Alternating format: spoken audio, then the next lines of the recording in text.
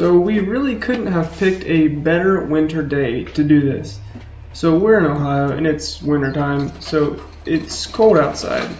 But today it had been snowing all week, and today it was like 45, 50 degrees. Still snow on the ground, but it was melting pretty good. But there was salt. There was a bunch of little salt rocks everywhere. So that's what you hear crunching on the shop floor right now. So that made it hard to maneuver everywhere we went basically. And we had a little bit of a problem getting it over the hump of the liftgate here, so we gave it a little running push, and then we were able to drop the pallet jack down. And after we dropped it down, we were able to just pull it up a little bit. And the liftgate struggled a decent amount here. You could hear it really struggle. And once we got it up there, we decided to put a tie strap around it so it wouldn't roll back when we lifted up the pallet jack again to push it on. So that was just one of our little safety precautions here. That is my dad, by the way, who's helping me.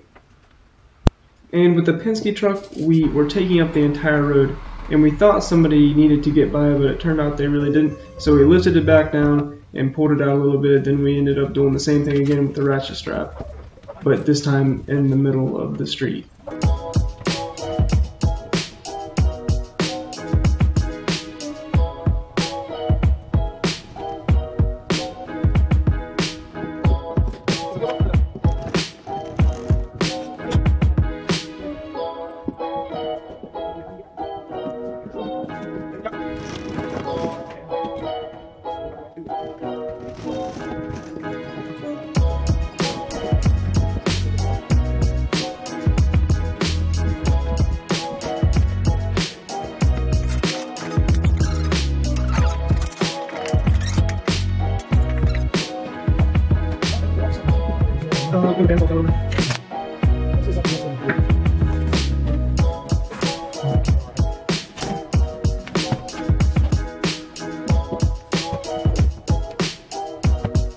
And we finally got back to the new shop setting that we will be at, and time to unload this thing.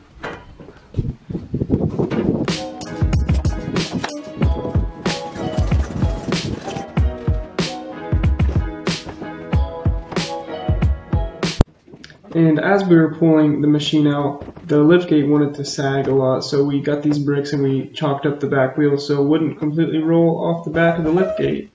And then we lowered it down just a little bit and pulled it back just a little bit more, just a little bit safer. Now that the machine's closer to the ground, we were able to pull it back just a little bit more so we could get it down the rest of the way.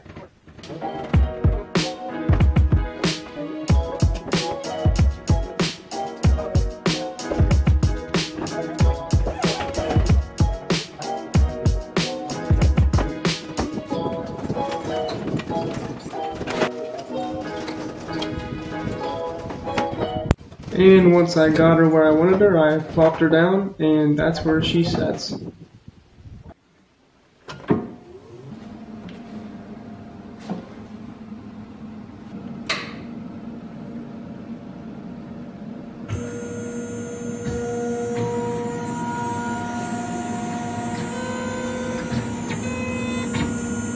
So we are almost ready to go, and I wanted to film this shop video and basically just show what the new shop looks like. I negotiated, like I said in the previous video, negotiated both sides of the garage. So I have a big, well, it's almost like a 2.5 car garage, and it is huge. I probably could get a car in here if I wanted to, but we'll just keep it at that for now. So the machine is set up, I ran power to it and everything and had it on last night, and the only thing I have left to do is set up the air compressor and run air to it. And I have a rapid air system, so there's a bunch of like plastic lines and fittings, and I am 190-degree fitting short of letting this thing rip, and that is just slightly frustrating. But as far as the shop goes, it's just a little bit colder feeling than the previous shop where there was a drywall and it was painted and everything, and this is sort of just brick walls. It sort of reminds me of John Grimsmo, his first shop at his house. Just seems that way at least. So we have the regular bench that we had before, basically set up the same exact way, and got course, finally got the Ford racing flag up here, and the machine is all set up, ready to go. Air compressor is over here, and this is that rapid air system right there. Goes up all the way around, up, and this is the fitting where I'm short between these two lines right here. And this plumbs in straight into FRL over here, and that allows the power drawbar to work. And of course, this fitting right here allows the fog buster to work.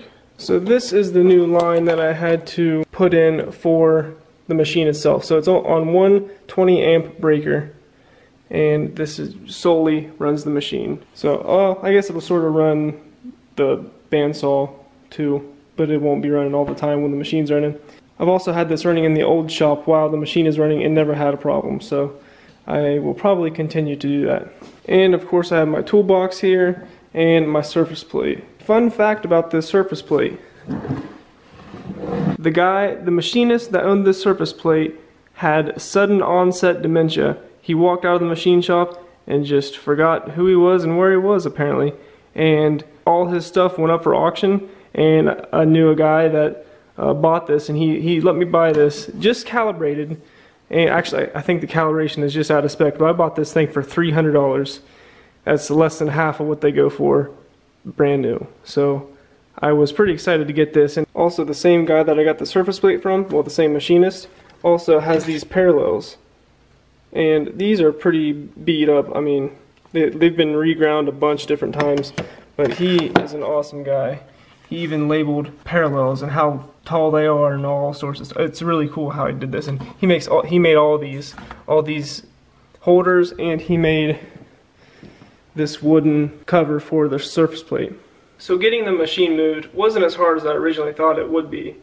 I mean, it was a little bit of a struggle to figure out the orientation to get it into the truck, but once we did that, it was good to go. And we tied that sucker down as best we could. We put ratchet straps all the way around on both sides, pulling both ways. It was a very nerve-wracking experience. I mean, we were only moving 10 minutes down the road, and I was freaking out. I can't even imagine moving any further than that without just completely freaking out. But once we got her back and got her unloaded, then it was really kind of a cool feeling.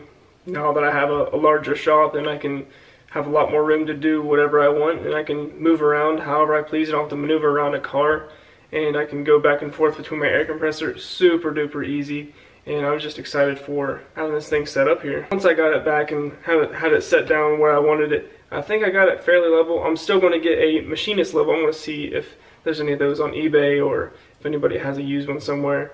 And I'd like to level this thing out as best I can, just because I don't think it was completely level at the old shop, and I knew I did that exactly how Tormach showed, but for some reason I just don't feel like it ended up being as level as it should be. But we'll get it leveled now, and we will be good to go. This was just a little bit of a different video, but I felt like it was needed just because I wanted to show what I was doing and how I was moving the shop and everything, but it ended up working out fairly well. Nothing broke. Well, the bandsaw took a little bit of a tumble in the Penske truck, but that was no big deal. It just sort of fell over. But other than that, everything was all good. So, I think that's it for now. Thanks for watching.